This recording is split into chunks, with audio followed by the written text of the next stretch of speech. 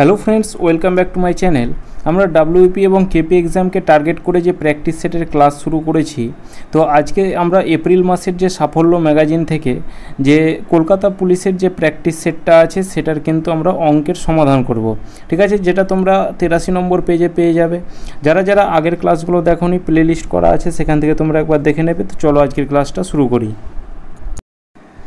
একজন অসৎ ফল বিক্রেতা 5% ক্ষতিতে তার সমস্ত ফল বিক্রি করেন। যদি সে 1 কেজির বদলে 850 গ্রাম দেন, তবে তার লাভের শতকরা হার কত? তাহলে সে 5% ক্ষতিতে বিক্রি করে। সে যদি কিনে, অর্থাৎ একদিকে ক্রয় মূল্য লিখব, একদিকে বিক্রয় মূল্য লিখব। ঠিক আছে, 100 টাকার জিনিস 5% ক্ষতি, অর্থাৎ 95 টাকায় বিক্রি করে। ঠিক আছে, এটাকে যদি কাটাকুটি করো, 5 দিয়ে 5 20 100, 5 দিয়ে কাটা দিলে 5 19 95, তাহলে বিক্রয় মূল্য হচ্ছে 19। এবার সে 1 কেজির পরিবর্তে 1 কেজি আছে, কেজিটাকে গ্রামে কনভার্ট করো, অর্থাৎ 1 কেজির পরিবর্তে 1 কেজি মানে কি 1000 গ্রাম, 1000 গ্রামের পরিবর্তে সে দিচ্ছে 850 গ্রাম।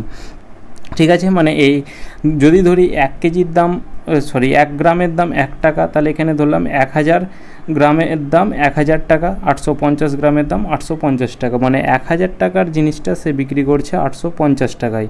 এটাকে যদি একটু অনুপাতে কনভার্ট করি, তাহলে 5 দিয়ে কাটা দিলে 5 20 100, 5 দিয়ে কাটা দিলে 5 17 85। ঠিক আছে, এবার এটাকে আমরা কি করব, কোনাকুনি এটাকে আমরা গুণ করব। ঠিক আছে, তাহলে 19-এর সাথে 20 গুণ করলে কত হবে? 19 দুগুণে 38, অর্থাৎ 380। আর 17-র সাথে যদি 20 গুণ করি, 17 দুগুণে 34, অর্থাৎ 340। কী করলাম আমরা? কিছুই নয়, 1 কেজি প্রথমে 5% ক্ষতিতে বিক্রি করেছে, তাহলে 100 টাকার জিনিস সে কত টাকায় বিক্রি করেছে? 95 টাকায়। 1 কেজির বদলে, অর্থাৎ 1000 গ্রামের পরিবর্তে সে 850 গ্রাম দিয়েছে, অর্থাৎ 20 কাটাকুটি করে 20:17। এবার কোনাকুনি গুণ করব, তাহলে 340 টাকায় কিনে সে বিক্রি করছে 380 টাকায়। তাহলে বিক্রয় মূল্য কত, প্রফিট কত? প্রফিট হচ্ছে তার 40 টাকা প্রফিট। এবার পার্সেন্টেজ প্রফিটটা বের করো, যে প্রফিট বাই ক্রয় মূল্য ইন্টু 100। তাহলে এই 340 ইন্টু হচ্ছে 100, তাহলে একটা 0 0 কাটা দাও, 2 দিয়ে কাটা দিলে 20, 2 দিয়ে কাটা দিলে 17, অর্থাৎ 200/17। 200/17 মানে কত? প্রথমে 17কে 17 1 3 0, 17কে 17 আর 13 11 পূর্ণ 13/17% লাভ। যদি 7550 টাকা 8 বছরের সুদে আসলে 10,570 টাকা হয়, তবে একই সুদের হারে 10,550 টাকা কত বছরের সুদে আসলে 16,880 টাকা হবে? তাহলে 7,550 টাকা 8 বছরের সুদে আসলে এত টাকা হচ্ছে, তাহলে একই সুদের হারে, তাহলে প্রথমে আমাদের সুদের হার কত ছিল সেটা বের করব। তাহলে রেট ইকুয়াল টু কি? রেট ইকুয়াল টু হচ্ছে 100 ইন্টু ইন্টারেস্ট। ইন্টারেস্ট কত আছে? 7,550 টাকা হয়ে যাচ্ছে 10,570 টাকা। এটা আমাদের সুদ আসল আছে, তাহলে সুদ আসল থেকে যদি এটা হচ্ছে আমাদের আসল, তাহলে সুদ আসল থেকে আসল মাইনাস করলে আমরা কি পড়ে থাকবে? সুদ পড়ে থাকবে। তাহলে 10,570 থেকে আমরা মাইনাস করব কত? 7,550। ঠিক আছে, তাহলে এদিকে 0 5 2 7 0 3 3, এদিকে 1 3,020। তাহলে এদিকে আমরা এটাকে লিখছি 3,020। নিচে প্রিন্সিপাল ইন্টু টাইম। প্রিন্সিপাল কত আছে? 7,550 ইন্টু টাইম, টাইম বলা আছে 8 বছর। তাহলে এটাকে আমরা কাটাকুটি করব, তাহলে এদিকে একটা 0 0 কাটা গেল, 0 0 কাটা গেল, তারপর 5 দিয়ে কাটা দিলে কত হবে? 5 15 75, 5 একে 5, 5 দিয়ে কাটা দিলে 5 6 30, 0 4 5 20, 4 একে 4, 4 5 20, 4 এটা দিয়ে কাটা দিলে এটা হবে 4, 4 দিয়ে কাটা দাও, 4 দুগুণে 8, 2 দিয়ে কাটা দাও, এটা হবে 5। তাহলে রেট কত পেলাম আমরা? 5% পেলাম। ওই একই রেটে 10,550 টাকা হয়ে যাচ্ছে 16,880 টাকা। তাহলে টাইমটা চেয়েছে, তাহলে টাইম ইকুয়াল টু কি? টাইম ইকুয়াল টু হচ্ছে 100 ইন্টু ইন্টারেস্ট। ইন্টারেস্ট বের করো, তাহলে 16,880 থেকে আমাদের মাইনাস করতে হবে কত? 10,550। 0 5 3 8, এদিকে হচ্ছে 6 6 3 3 0। নিচে প্রিন্সিপাল কত আছে? এবার প্রিন্সিপাল হচ্ছে 10,550 ইন্টু রেট। এবার এই রেটটা আমাদের কত? প্রথমে পেয়েছি 5%। এবার এটাকে কাটাকুটি করো, তাহলে একটা 0 একটা 0 কাটা গেল, 5 দিয়ে কাটা দাও, 5 দিয়ে হচ্ছে 5 দুগুণে 10, 5 দিয়ে কাটা দাও, 5 দুগুণে 10, 5 একে 5, 5 একে 5, এটা দিয়ে কাটা দাও, এটা দিয়ে কাটা দিলে হবে কত 30, 5 দিয়ে কাটা দাও, 5 6 30, তাহলে টাইম ইকুয়াল টু কত 6 দুগুণে 12 বছর, এটাই হয়ে যাবে আমাদের রাইট অ্যান্সার। দুটি পাত্রে জল ও দুধের অনুপাত 3:1, 4:1। যদি এই দুটি পাত্রের সমগ্র মিশ্রণকে একটি বড় পাত্রে ঢালা হয় তবে সেটিতে দুধ ও জলের অনুপাত কত হবে? তাহলে এখানে প্রথম পাত্রে বলা আছে 3:1, দ্বিতীয় পাত্রে বলা আছে কত 4:1, ঠিক আছে। এবার যখন বড় পাত্রে ঢালা হবে তাহলে প্রথম পাত্রে মিল্ক কতটা আছে সেটা দেখো। টোটাল 3 আর 1 4 ভাগের মধ্যে, টোটাল 4 ভাগের মধ্যে 3 ভাগ হচ্ছে দুধ, কারণ এদিকটা হচ্ছে মিল্ক, এদিকটা হচ্ছে ওয়াটার। আর দ্বিতীয় পাত্রে যখন বড় মিশ্রণে যখন বড় পাত্রে ঢালবে তখন দুধ একদিকে যোগ করব আর জল একদিকে যোগ করব। এবার দ্বিতীয় পাত্রটার দেখো যে টোটাল কত ভাগ আছে, 5 ভাগের মধ্যে জল কতটা, দুধ কতটা আছে, 4 ভাগ আছে। এবার জলটা দেখো টোটাল 3 আর 1 4 ভাগের মধ্যে 1 ভাগ জল, তাহলে 1/4।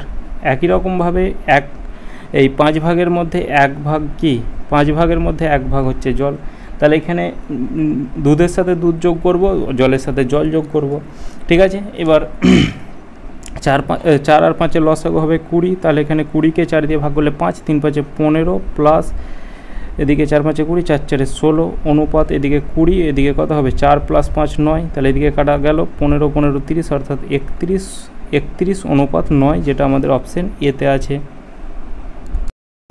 কোশ্চেন 4, একটি পরীক্ষায় পরীক্ষার্থীদের মোট নম্বরের মধ্যে 276 নম্বর পেতে হয় পাস করার জন্য, তাহলে 5 নম্বর আমাদের কত বলা আছে, 5 নম্বর বলা আছে 276 নম্বর। একজন পরীক্ষার্থী 202 নম্বর পেল, আবার 10 নম্বরের জন্য কি করলো, ফেল করলো। পরীক্ষার্থীর মোট নম্বর কত? তাহলে পরীক্ষার্থীর মোট নম্বর ধরলাম হচ্ছে 100% বা 100, ঠিক আছে। এবার তাকে পাস করতে গেলে তাকে কত নম্বর পেতে হবে, তাকে পাস করতে গেলে 276 নম্বর পেতে হবে, কিন্তু সে পেয়েছে কত, 202 নম্বর পেয়েছে। তাহলে এখানে সে ফেল করেছে, তাকে পাস করার জন্য 276 পেতে হতো, কিন্তু সে পেয়েছে কত, সে পেয়েছে হচ্ছে 202 নম্বর। তাহলে সে ফেল করেছে কত নম্বরের জন্য, 74 নম্বরের জন্য ফেল করেছে, মানে 276 থেকে 202 মাইনাস করলে কত হবে, 74 নম্বর। তাহলে 74 নম্বরের জন্য ফেল করেছে, কিন্তু বইয়ে বলা আছে না 10% নম্বরের জন্য ফেল করে। তাহলে এখানে যেটা 74% নম্বর সেটা পার্সেন্টেজের ক্ষেত্রে কত, 10, তাহলে 10% ইকুয়াল টু হচ্ছে 74, তাহলে 1% ইকুয়াল টু কত হবে, তাহলে এখানে কত হবে 74 বাই হবে 10, ঠিক আছে। যেটা আমরা 100 ধরেছিলাম, তাহলে 100% ইকুয়াল টু কত হবে, তাহলে এদিকে কত হবে 74 বাই 10 ইন্টু হচ্ছে 100, তাহলে 10-এর একটা শূন্য, এই শূন্য কাটা গেল, তাহলে 74 ইন্টু 10 অর্থাৎ 740। তাহলে পরীক্ষার্থীর যে মোট নম্বর সেটা হবে কত, 740 নম্বর। এ একটা কাজ 10 দিনে, বি একটা কাজ 12 দিনে এবং সি 15 দিনে করতে পারে। তারা একসঙ্গে কাজ শুরু করার 2 দিন পরে এ কাজটা সম্পূর্ণ হওয়ার 4 দিন আগে সি চলে যায়। কাজটি শেষ করতে কতদিন লেগেছিল? টাইম অ্যান্ড ওয়ার্কের কনসেপ্টে যদি আগে বলা থাকে তাহলে সেটা আমরা যোগ করি, আর পরে বলা থাকলে মাইনাস করি, ওই কনসেপ্টেই আমরা অঙ্ক করব। তাহলে এ একটা কাজ কত দিনে করছে, এ একটা কাজ 10 দিনে করছে, বি কাজটা করছে কত দিনে, 12 দিনে, আর সি কাজটা করছে কত দিনে, 15 দিনে। টোটাল কাজের ইফিসিয়েন্সি কত, 10 12 15 লসাগু হবে কত, 60 হলে এটা কত হবে 6, এটা 5 12 60, 4 15 60। এর ইফিসিয়েন্সি হচ্ছে 6, বি এর ইফিসিয়েন্সি 5, সি এর ইফিসিয়েন্সি 4। এবার তারা একসঙ্গে কাজ শুরু করেছে 2 দিন পরে, তাহলে তারা 3 জনে মিলে কিন্তু 2 দিন কাজ করেছে, তাহলে 3 জনের ইফিসিয়েন্সি কত, তাহলে 3 জনের ইফিসিয়েন্সি যোগ করলে কত হবে, তাহলে 6 5 11 4 15, তাহলে 3 জনের ইফিসিয়েন্সি হচ্ছে 15। 3 জনে মিলে কিন্তু 2 দিন কাজ করেছে, তাহলে 15 দুগুণে 30 ইউনিট কাজ করে নিয়েছে, তাহলে 60 ইউনিটের মধ্যে 30 ইউনিট কাজ করে নিয়েছে, তাহলে বাকি আছে কত, বাকি আছে 30 ইউনিট কাজ, ঠিক আছে। এবার 30 ইউনিট কাজ, এবার দেখো 4 দিন কাজটা সম্পূর্ণ হওয়ার 4 দিন আগে সি চলে যায়, তাহলে 4 দিন আগে কি করলো, সি চলে গেছে। সি যদি না যেত, আগে বলা থাকলে কিভাবে অঙ্কটা করতাম, সি যদি না যেত তবে কত ইউনিট বেশি কাজ হতো, সি এর ইফিসিয়েন্সি হচ্ছে কত, 4 ইউনিট। 4 ইউনিট করে 4 দিনে 4 4 16 ইউনিট কিন্তু বেশি কাজ হতো। আগে বললে যোগ করি, তাহলে এখানে 30 ইউনিট বাকি আছে, প্লাস 16 যোগ করব অর্থাৎ 46 ইউনিট কাজ। এই 46 ইউনিট কাজটা কে করবে? এ কাজটা সম্পূর্ণ হওয়ার আগে চলে গেছে, এই পরে চলে গেছে। যেটা আগে চলে যায় মানে সেটা আমরা কিন্তু আর মানে সেটা মাইনাস করব না, যেটা পরে যাবে সেটাকে আমরা আর লিখব না, আগে গেলে সেটাকে আমরা লিখব। তাহলে এখানে এ তো চলে গেছে, তাহলে বি আর সি মিলে কাজটা কমপ্লিট করবে। তাহলে বি আর সি এর এফিসিয়েন্সি কত? 5 আর 4 9 ইউনিট। তাহলে 46 ইউনিটের কাজটা 9 ইউনিট করে তার কত সময় লাগবে? 46/9 এত ইউনিট। এবার বলা আছে কাজটি শেষ করতে কতদিন সময় লেগেছিল, মোট কতদিন সময় লেগেছিল। প্রথমে 2 দিন আর এখন হচ্ছে 46/9 দিন। তাহলে 2 + 46/9, তাহলে এদিকে হচ্ছে 9 9 দুগুণে 18 + 46, এটা ইকুয়াল টু কত? 8 6 14, অর্থাৎ 64/9 এই দিনটা, মানে কাজটি শেষ করতে কত দিন লেগেছিল? এই 64/9 দিন সময় লেগেছিল। প্রথম দ্বিতীয় সংখ্যা থেকে এত পার্সেন্ট বড় প্রথম সংখ্যাটি দ্বিতীয় সংখ্যার কত শতকরা কত। তাহলে তিনটি সংখ্যা আছে, প্রথম, দ্বিতীয় আর একটা হচ্ছে তৃতীয় সংখ্যার চেয়ে প্রথম ও দ্বিতীয় সংখ্যাটি যার থেকে বলবে সেটাকে 100 ধরবো। তাহলে প্রথম সংখ্যাটা কত হবে? 20% বড় মানে কি? তাহলে এটা হবে 120, ছোট বললে 80 হতো, এটা 50% বড় সেকেন্ড সংখ্যাটা, তাহলে এটা হবে 150। এবার বলা আছে প্রথম সংখ্যাটি দ্বিতীয় সংখ্যার শতকরা কত। তাহলে প্রথম সংখ্যাটি আমরা এইভাবে লিখব যে প্রথম সংখ্যাটি দ্বিতীয় সংখ্যার শতকরা x%। তাহলে প্রথম সংখ্যাটা কত? এখানে হচ্ছে 120, এটা ইকুয়াল টু দ্বিতীয় সংখ্যা কত? 150, এটা গণিত হচ্ছে কত? x% ধরলাম, তাহলে x/100। তাহলে এটাকে কাটাকুটি করলে কত হবে? একটা 0 0 কাটা গেল, 5 দিয়ে কাটা দিলে কত হবে? 3, 5 দিয়ে কাটা দিলে 2, ঠিক আছে। 3 দিয়ে কাটা দাও, সমানে সামনাসামনি কাটা যায়, তাহলে 40। তাহলে x ইকুয়াল টু কত? 4 20 80%, এটাই হয়ে যাবে আমাদের রাইট অ্যান্সার। একজন সাইকেল আরোহী ঘন্টায় 4 কিলোমিটার গতিতে গেলে গন্তব্যস্থলে পৌঁছাতে 5 মিনিট দেরি হয়, আবার 6 কিলোমিটার গতিতে গেলে 5 মিনিট আগে গন্তব্যস্থলে পৌঁছায়। তাহলে গন্তব্যস্থলে পৌঁছানোর জন্য সঠিক সময় কত? কিন্তু গন্তব্যস্থলে পৌঁছাতে সে কত কিলোমিটার, মানে তার গন্তব্যস্থলটা সেটা আমরা বের করব। তাহলে টোটাল দূরত্বটা, ডিস্ট্যান্সটা আমাদের আগে বের করতে হবে। তাহলে ডিস্ট্যান্সটা ধরে নিলাম x কিলোমিটার। তাহলে এখানে 5 মিনিট দেরি, 5 মিনিট আগে, মানে এটা আমাদের পার্থক্য বলা আছে, ঠিক আছে। যারা টাইম অ্যান্ড ডিস্ট্যান্স সুবিধা স্যারের বইয়ে দেখোনি, বেসিকটা কমপ্লিট করা আছে, সেখান থেকে তোমরা একবার দেখে নেবে, ঠিক আছে। তাহলে 5 মিনিট দেরি আর 5 মিনিট আগে বললে সেটা আমাদের পার্থক্য। তাহলে এখানে এই সময়ের পার্থক্য বলা আছে, তাহলে 5 মিনিট আগে 5 মিনিট পরে মানে কি 10 মিনিটের আমাদের পার্থক্য বলা আছে, ঠিক আছে। আর টাইম ইকুয়াল টু কী জানি? দূরত্ব বাই গতিবেগ। তাহলে দূরত্বটাকে তো x ধরেছি, বাই গতিবেগ প্রথমে তার 4 ঘন্টা লেগেছে, তারপরে তার 6 কিলোমিটার গতিতে যখন যাচ্ছে তখন 5 মিনিট আগে পৌঁছচ্ছে। তাহলে পার্থক্য বলে মাইনাস, তাহলে x/6, এটা ইকুয়াল টু কত? 5 আর 5 10 মিনিটের পার্থক্য। মিনিটটাকে ঘন্টাতে করলে কি করতে হয়? 60 দিয়ে ভাগ করে দিতে হয়, তাহলে 1/6 কিন্তু পার্থক্য। এবার একটু বলে দিই যে পার্থক্যটা কী করে হচ্ছে। ধরো 10টার দিকে স্কুলে তাকে পৌঁছাতে হবে, সে যদি 4 কিলোমিটার 5 মিনিট দেরি হয়ে যাচ্ছে, 4 কিলোমিটার গতিতে সে যখন যায় তখন 5 মিনিট দেরি হয়ে যাচ্ছে, মানে কি 10টা 5-এ পৌঁছচ্ছে, ঠিক আছে।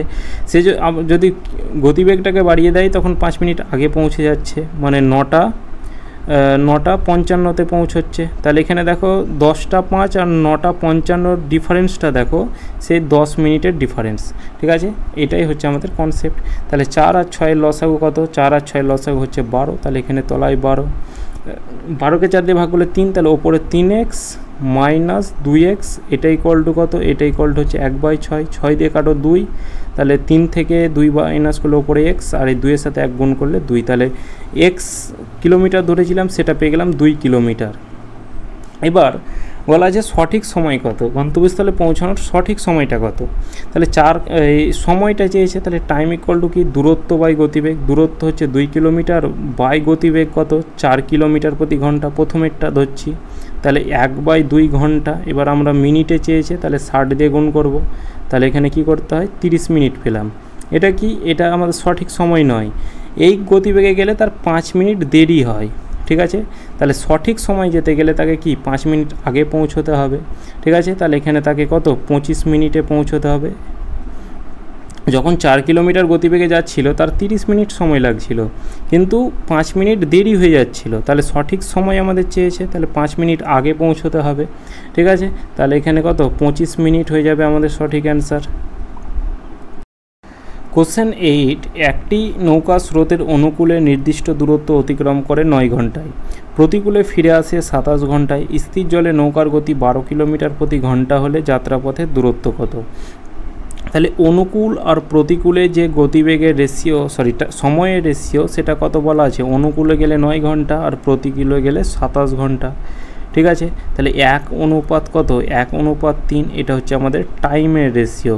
তাহলে স্পিডের রেশিও কী হবে? তার উল্টো হবে, অর্থাৎ 3 অনুপাত 1।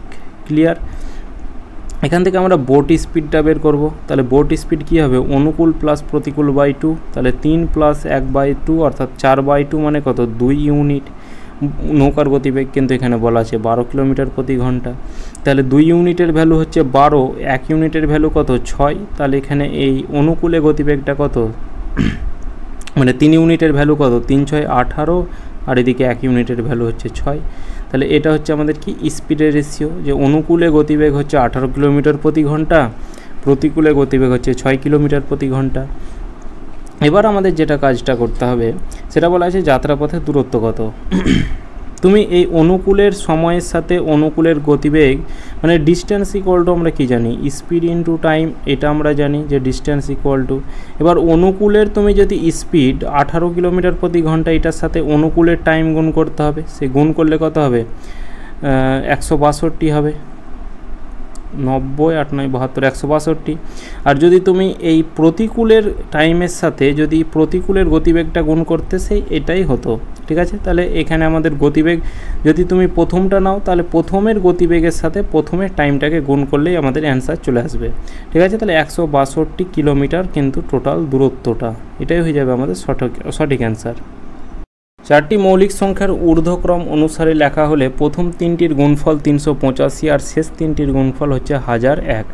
প্রথম 3টির গুণফল অর্থাৎ 385কে একটু আমরা ভাঙবো, কারণ এই মৌলিক সংখ্যার গুণফল 385 বলা আছে। তাহলে প্রথমে 5 দিয়ে ভাঙি, 5 7 35, 5 7 35, 7 দিয়ে হচ্ছে 11।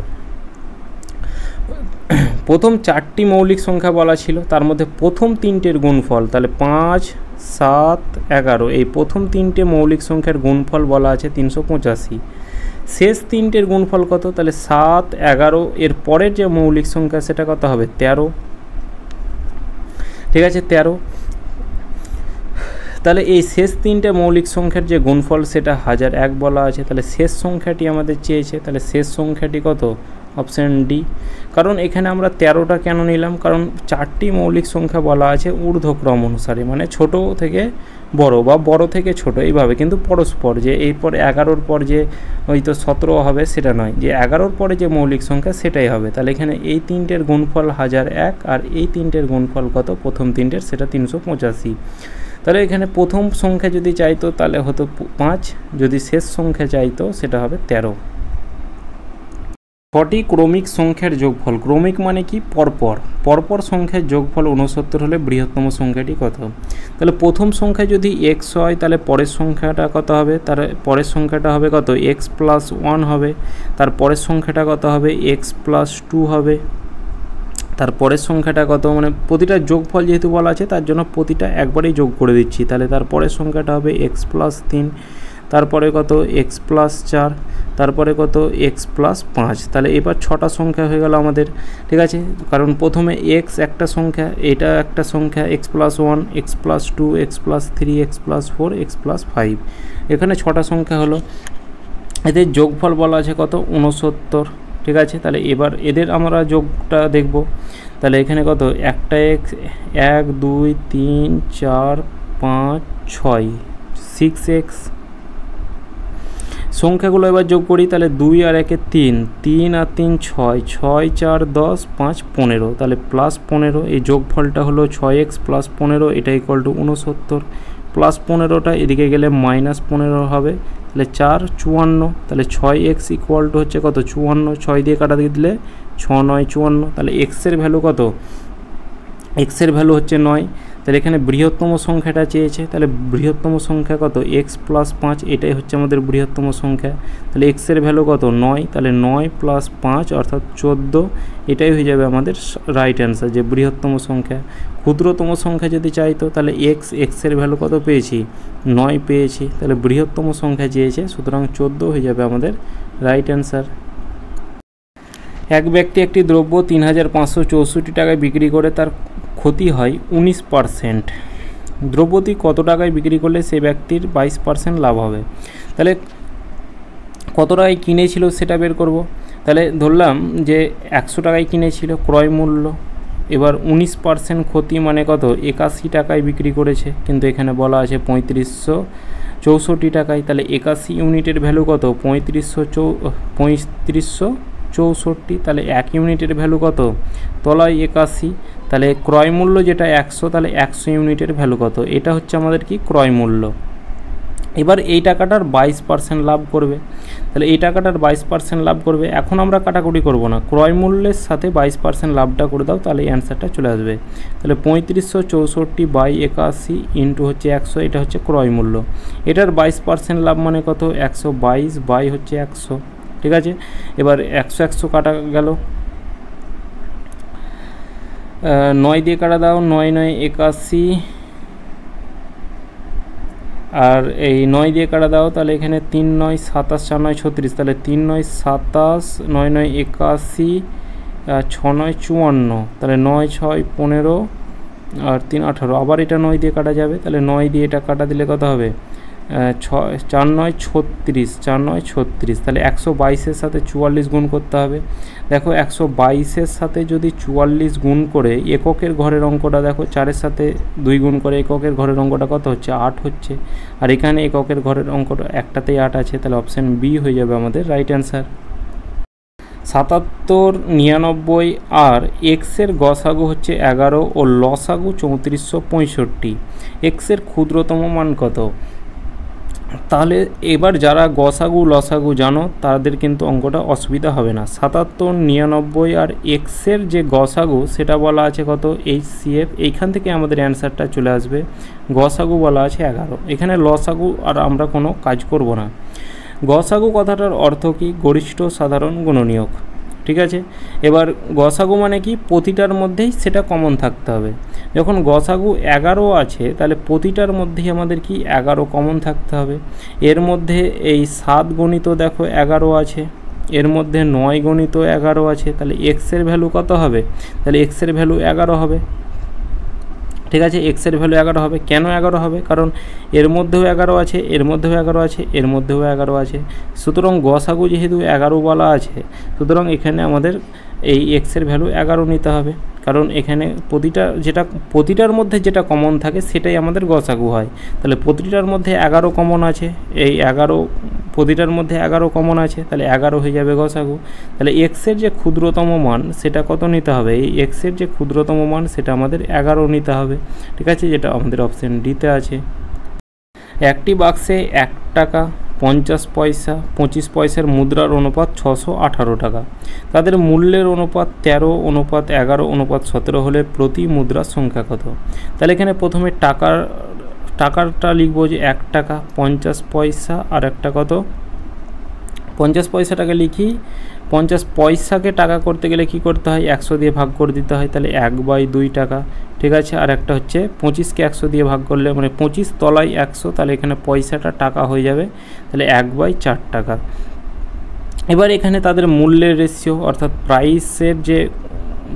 প্রাইস রেশিও কত বলা আছে 13:11:17, ঠিক আছে। এবার এখানে আমাদের যেটা বলা আছে সেটা কি বলা আছে সেটা দেখতে হবে, মুদ্রার সংখ্যা বলা আছে অর্থাৎ কয়েন রেশিওটা আমাদের বের করতে হবে, ঠিক আছে। কয়েন রেশিওটা দেখো, প্রাইস মানে 13 টাকা হতে 1 টাকার কয়েন আছে, মানে 1 টাকার কয়েন এখানে আছে। 13 টাকা হতে তাকে কটা কয়েন লাগবে, 13কে 1 দিয়ে ভাগ করে দাও অর্থাৎ 13টা কয়েন লাগবে, মানে এখানে 13 টাকা প্রাইসের রেশিও মানে এটা 13 টাকা, তাহলে 1 টাকার কয়েন আছে ওপরে, তাহলে 13 টাকা হতে গেলে মানে 13টা কয়েন হতে গেলে কি করতে হবে, 13 টাকার আছে আমার কাছে 1 টাকার কয়েন, 1 টাকার কয়েন, তাহলে এখানে 13 টাকা হতে গেলে কত 13টা কয়েন লাগবে, মানে 13কে 1 দিয়ে ভাগ করলাম।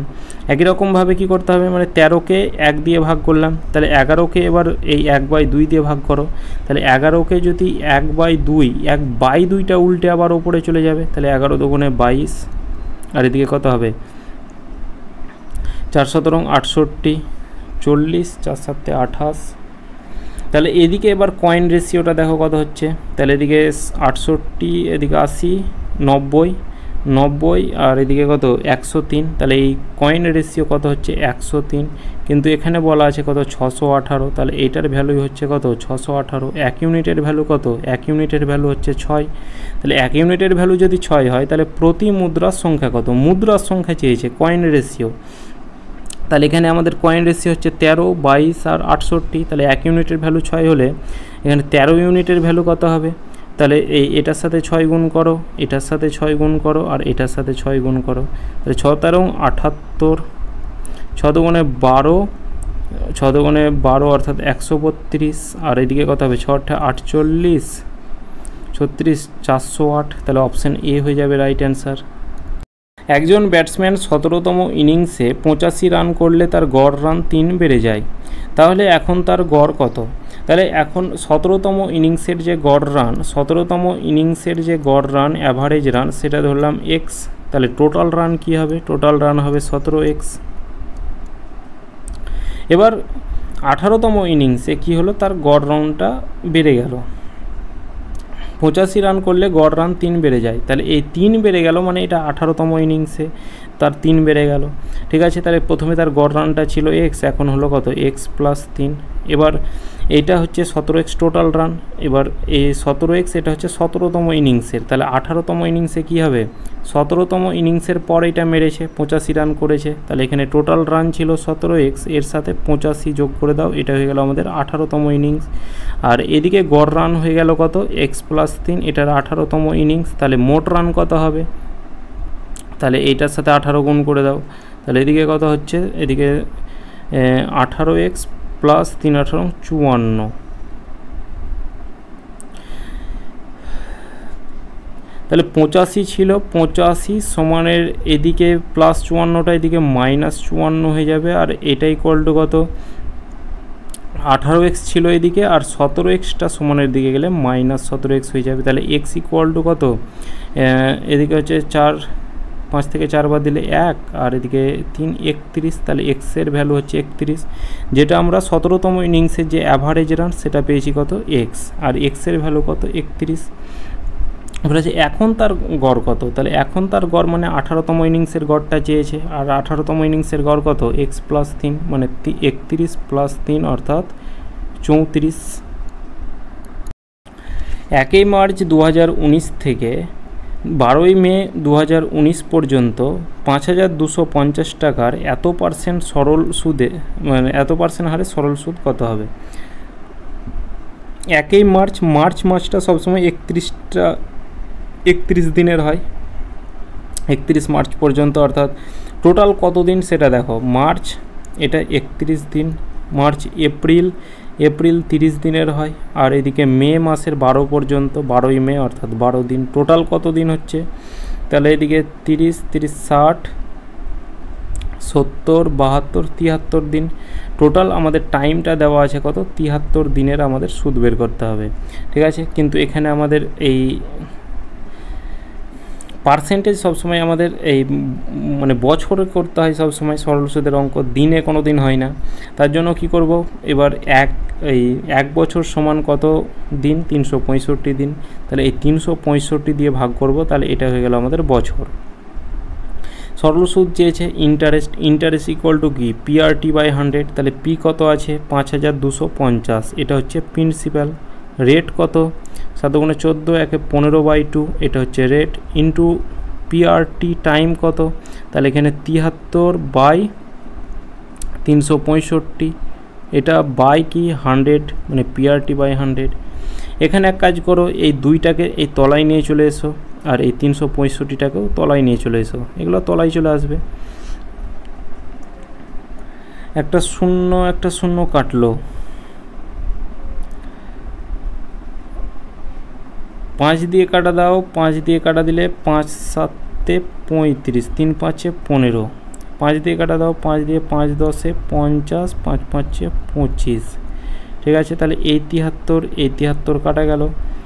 5 দিয়ে কাটা দাও, 5 দুগুণে 10, 5 দিয়ে কাটা দাও, 3 5 15, তাহলে ওপরে কত হচ্ছে 3 5 15 মানে 315, আর তলায় কত হচ্ছে, তলায় হচ্ছে 4, তাহলে 4 7 28, 4 8 32, তাহলে 4 7 28, 7 দিয়ে দুটো অপশান আছে, তাহলে 4 7 28 আর 4 8 32, ঠিক আছে,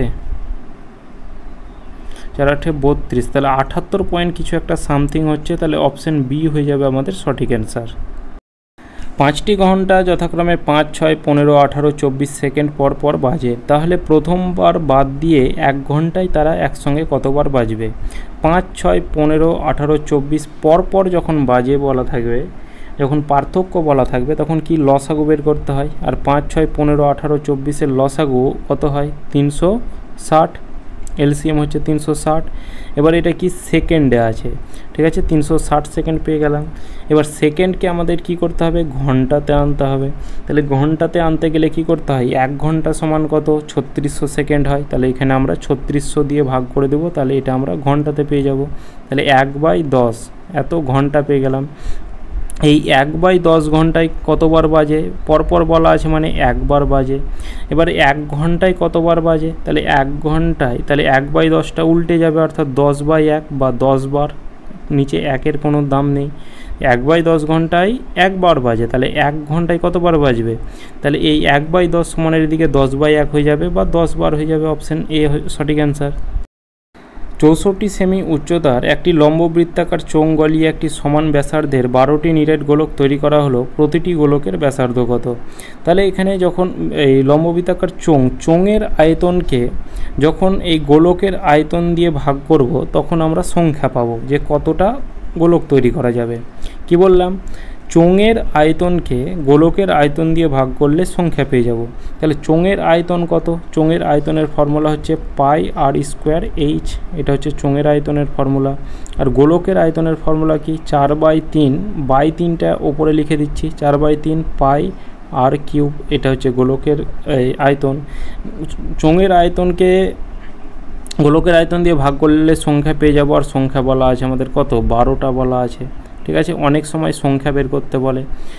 তাহলে এবার বলা আছে সমান ব্যাসার্ধ, ব্যাসার্ধটা কিন্তু সমান। তাহলে এদিকে দেখো এই পাই কাটা গেল, ওপরে আর দুটো আছে, নিচে 3টে, তাহলে নিচে একটা পড়ে থাকবে, তাহলে ওপরে 3h, এইচ মানে কি? উচ্চতা, উচ্চতা বলা আছে কত? 64 সেন্টিমিটার, তাহলে ওপরে 64 লিখলাম। তাহলে 4 × r, তলায় আর, এটা ইকুয়াল টু হচ্ছে 12। এবার কাটাকুটি করে দাও, অ্যান্সার চলে আসবে। 4 লং 64, 3 4 12, 4 4 16, তাহলে এখানে 4-এর সাথে এইদিকে কিছু নেই মানে 1 আছে, তাহলে আর এই আর ইকুয়াল টু কত হবে? তাহলে 4। তাহলে এখানে আমাদের প্রতিটি গোলকের ব্যাসার্ধ চেয়েছে, আর ব্যাসার্ধ আমরা কত পেলাম? 4 সেন্টিমিটার। 5 টাকার কত শতাংশ 1.25 টাকা? 5 টাকার কত শতাংশ? তাহলে ধরলাম 1 শতাংশ, শতাংশ উঠে তলায় 100, এটা ইকুয়াল টু কত? 1.25, 1.25, দশমিকের পর দুটো সংখ্যা আছে, তাহলে 1-এর পর দুটো শূন্য দিয়ে ভাগ করলাম, তাহলে দশমিকটা উঠে গেল। দুটো শূন্য কাটা গেল, 5 দিয়ে কাটা দাও, 5 25 125, তাহলে x সমান কত? 25%। কোশ্চেন 19, ভগ্নাংশগুলিকে অধক্রম মানে কি? বড় থেকে ছোট, ঠিক আছে। এই যেটা বের করতে বলবে সেটা শেষে, অর্থাৎ এটা মানে ছোট, তাহলে বড় থেকে ছোট বের করব। তাহলে প্রথমে 17/5 আছে, এটাকে যদি 5 দিয়ে মানে নিচের সংখ্যা দিয়ে ভাগ করতে হয়, 5 দিয়ে যদি ভাগ করো, তাহলে এখানে 3 5 15, 2 দশমিক দিয়ে 0, 4 5 20, 3.4 হলো। 10/17, 17 দিয়ে যদি ভাগ করো, তাহলে দশমিক দিয়ে 0, 5 17 85, 60 6 7 42, তাহলে 102, তাহলে 5 17 85, ঠিক আছে। তাহলে এদিকে কত হলো? 15, দশমিকের জন্য একটা 0 পেয়ে যাব। 7 17 কত 70 আর 7 7 49, 119 আর 8 80 আর 7 8 56, 6 আর 8 5 হচ্ছে কত 13, 136। তাহলে এদিকে হচ্ছে কত 0.58। এরপর আমরা লিখবো না, দশমিকের পর দুটো করে সংখ্যা লিখছি।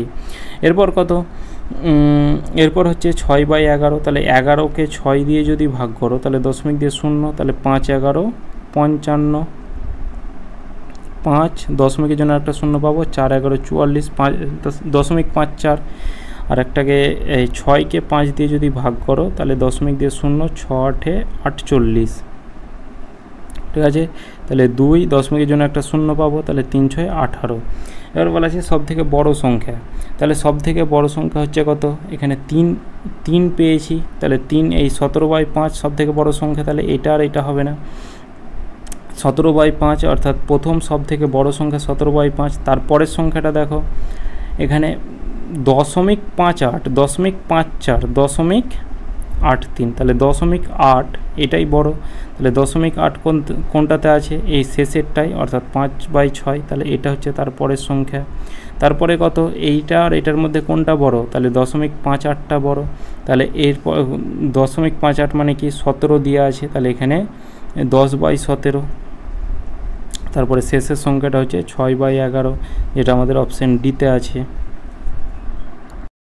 দুটি ট্রেন একই দিকে যথাক্রমে এত কিলোমিটার গতিতে পাশাপাশি লাইনে যাচ্ছে। দ্রুত গতির ট্রেনটি ধীর গতির ট্রেনে বসে থাকা এক ব্যক্তিকে 12 সেকেন্ডে অতিক্রম করে। তাহলে দ্রুত গতি ট্রেনটির দৈর্ঘ্য কত?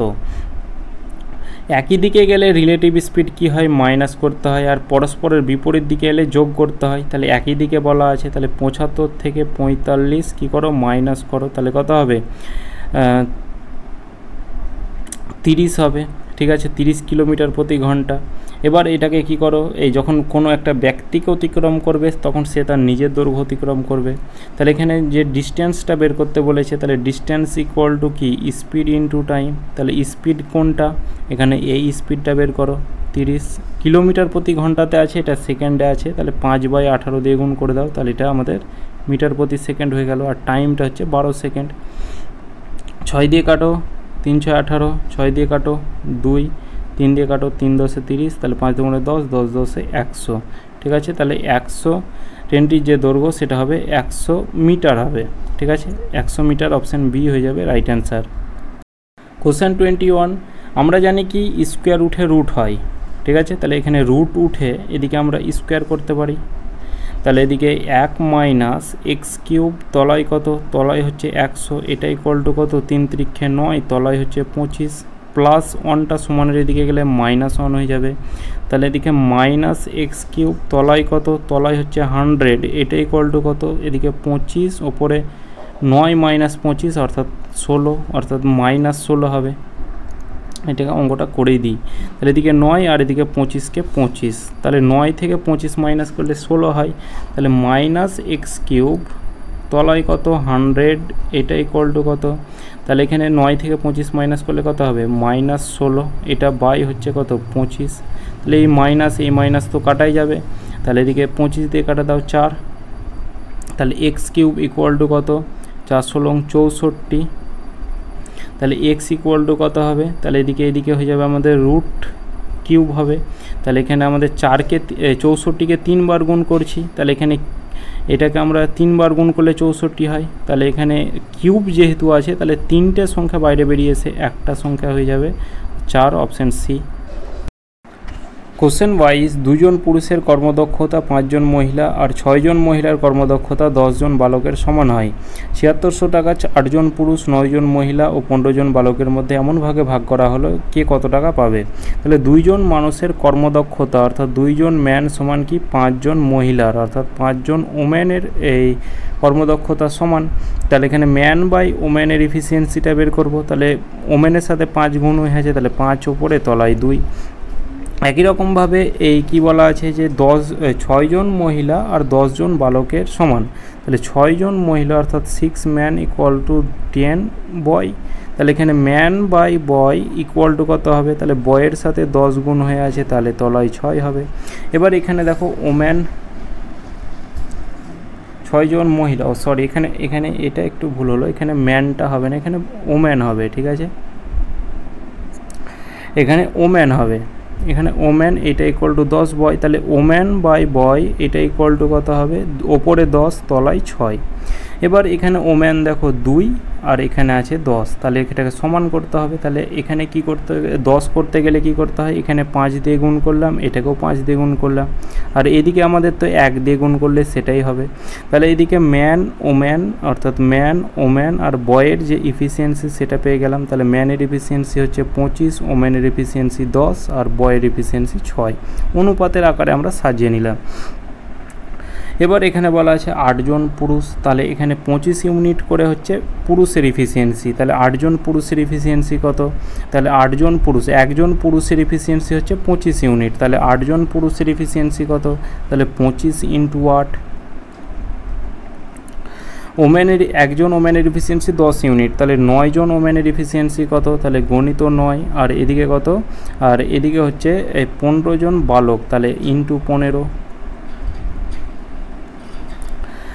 8 25 200, এদিকে হচ্ছে 90 আর এদিকে হচ্ছে কত 6 15 90, তাহলে অনুপাতের ক্ষেত্রে 0 0গুলো কেটে দাও, 9 9 18 আর এদিকে কত 20 অর্থাৎ 38, টোটাল কত টাকা হচ্ছে, মানে এই 25 ইউনিট করে 8 জন মানুষ কত টাকা পাবে, 20 ইউনিট টাকা, এখানে 9 ইউনিট টাকা, এখানে 9 ইউনিট টাকা, টোটাল হচ্ছে 38 ইউনিট টাকা, কিন্তু এখানে বলা আছে 7600 টাকা। তাহলে 3800 ইউনিটে এখানে বলা আছে টোটাল 38 ইউনিট, মানে এটা যোগফলটা, আর এখানে টোটাল বলা আছে 7600 টাকা, তাহলে এটার ভ্যালু হচ্ছে কত 7600 টাকা।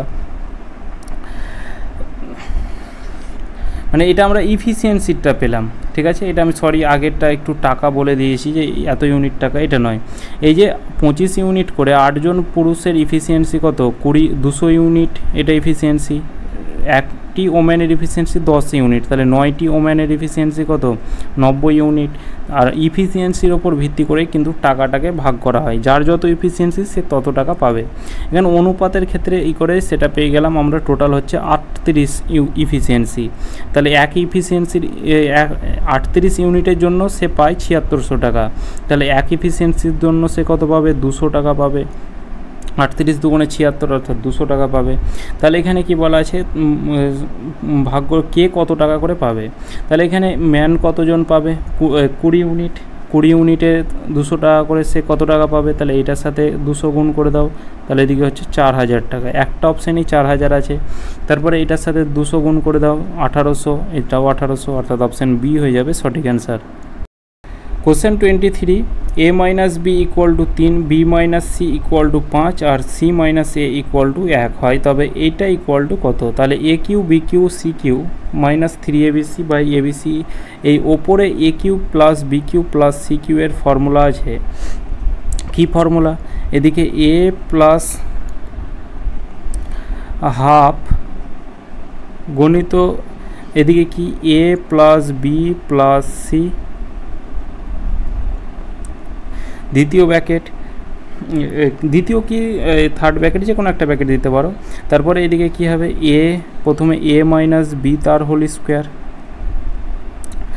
এই ফর্মুলাটা তো তোমরা মনে রাখবে যে A cube plus B cube plus C cube এর ফর্মুলা কি হাফ গণিত A plus B plus C, তারপর ব্র্যাকেটের মধ্যে কি হবে এ মাইনাস বি তার whole square plus B minus C তার whole square plus C minus A তার হোল স্কোয়ার, আর তলায় কি আছে A plus B plus C এটা আছে, তাহলে এটা আর এটা তো কেটেই যাবে, তাহলে ওপরে কি পড়ে থাকছে হাফ এ মাইনাস বি তার হোল স্কোয়ার, এ মাইনাস বি মানে 3, 3-এর স্কোয়ার কত, তাহলে এদিকে এটাকে গুণ করো, তাহলে 3-এর স্কোয়ার এদিকে হচ্ছে 9 প্লাস বি মাইনাস সি 5, 5-এর স্কোয়ার কত 25 প্লাস এদিকে কত 1-এর স্কোয়ার 1, তাহলে হাফ গণিত 9 × 10 35 অর্থাৎ 35/2 বা 17.5। একজন ব্যক্তি টাকায় 3টি করে কিছু পেয়ারা আবার টাকায় 4টি করে সমপরিমাণ পেয়ারা কিনলেন, মানে 1 টাকায় 3টি পেয়ারার দাম হচ্ছে 1 টাকা, তাহলে 3টি পেয়ারার দাম হচ্ছে 1 টাকা, তাহলে একটা পেয়ারার দাম কত 1/3 টাকা, একই রকমভাবে টাকায় 4টি কিনেছে, সমপরিমাণ কিনেছে, মানে 4টার দাম হচ্ছে 1 টাকা, তাহলে একটার দাম কত হবে 1/4 টাকা।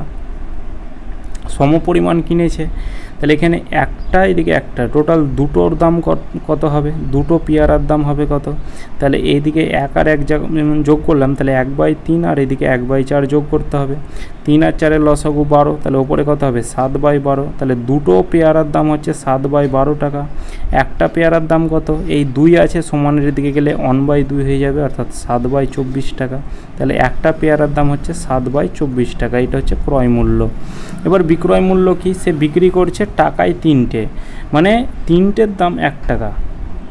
সে যখন বিক্রয় করছে 3টের দাম হচ্ছে 1 টাকা, ঠিক আছে। একটার দাম কত 1/3 টাকা, এটা হচ্ছে বিক্রয় মূল্য।